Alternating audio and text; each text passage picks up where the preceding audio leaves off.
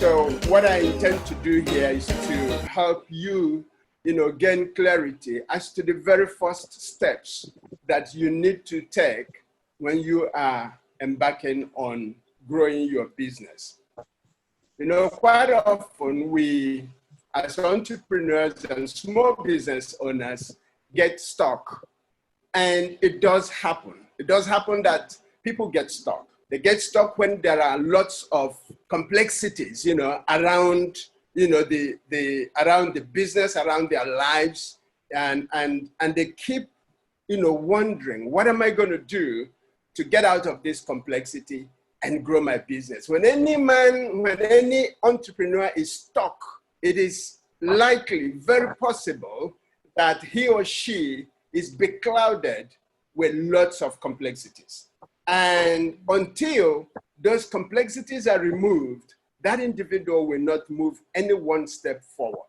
Complexities, as they are, connote a lot of things. It could be lack of direction, not knowing what to do next. It could be that he doesn't have structures in place. It could be that he has lost ideas, no more skills, no more new ideas or innovativeness or creativity. Could be lack of cash anyway to move forward. So a lot of things. It could be economic conditions. It could be the kind of pandemic we just, experienced and getting out of. So a lot of things, because it could be the market is down for that product or his service or something.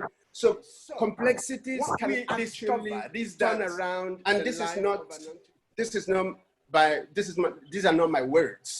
These are proven by research that every unsuccessful businessman or woman, regardless of the size of his business, regardless of the level of education he or she has attended, regardless of where that business is located or where that entrepreneur is located, has three things in common. Number one, these individuals have absence of effective leadership, and this is something that is common amongst many unsuccessful businesses. Number two, there is no system or no structure by which they grow their businesses or by which they operate their businesses. And the final one, they lack market orientation. Now, these are down number one, and we see how we can actually, because that is the very first and very important one. I have ranked them in the order of priority. So it's lack of leadership, it's lack of system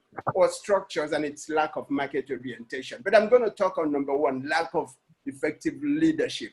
Every leader, regardless of your age, regardless of whether you're leading a one-man business or a Fortune 500 business, must be able to anticipate the future.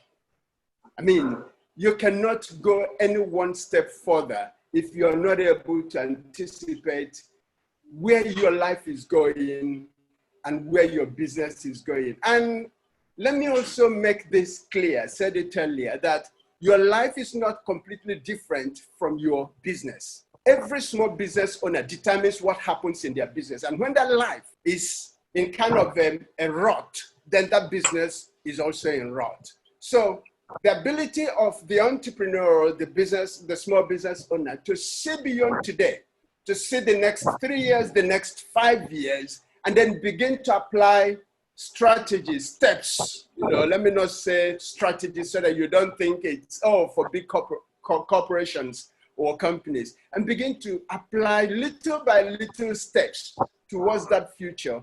Then that entrepreneur is absolutely going to hit a rock in less than no time. So what is envisaging the future? What is anticipating the future? In the corporate world, we call it vision. But don't be bothered about the word vision. I'm going to break it down so that you see the elemental components, the basis that make up vision, and why you as an entrepreneur need to create this vision as the first step towards your growth. See, growth means and it means different things to different small business owners and even to the large corporate organizations that we work for. Now, you may translate growth as the quantity of money that you have from sales, right? As Dr. Kola, specializes in sales and marketing and training of people to generate sales. So somebody might look at, the bank account growing and say, yeah, we are growing. That's one part of it. Somebody might say, okay, it's not really after sales. I want to increase my capabilities in this area. That is also growth. Somebody might say, no, we want to enter new markets. We want to explore India, have partners in India, go to New York and that's also growth. Somebody might also say, you know what, I want to increase the number of employees that I have with me so that we'll be able to serve new people. That's also growth. Growth cannot happen, whatever your interpretation of it is, in the absence of vision. So the important thing is, what is vision and why do you need it?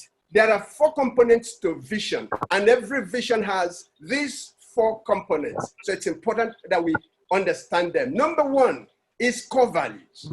Now, your core value is very important for your vision. Number 2 is what we call core purpose. I'm getting signals here okay, fine. So the second part is core purpose. And the third one is your brand promise. And finally, we have what we call BHAGs. And these are big, hairy, audacious goals. Now, these 4 components make up what you call vision. How does that happen? You see that, yeah, there are 4 components, but they're divided into 2 horizontally, right? So the first part where you have core values, core purpose, we said that those parts are fixed. What do we mean by that? They don't change. They are the basics. They are the foundations. They are the premise upon which your vision is built, upon which your business is built. They determine the type of decisions you make. They determine the type of actions you make. They do not change. Conditions in the marketplaces will change. Products will change. But policies will change. There will be pandemics, but your core values will not change because there are changes in the marketplace. Your core purpose will not change because there is pandemic in the marketplace. They are permanent. Over 100 years, possibly, they are permanent. Now you see the second level downward, where you have brand promise and BHAGs. We said they are variable. Why are they variable? Because the conditions in the marketplace can change them. Now it's important we understand this, and then we'll be able to link them to growing our businesses. The conditions of the marketplace will change your brand promise. What is brand promise? Let me not go there right now. Let me begin to explain. Okay, so your core values are written or unwritten. Okay, so they are either written somewhere or they are not written anywhere, but you practice them. They determine the type of decisions you make. They determine the type of actions you take.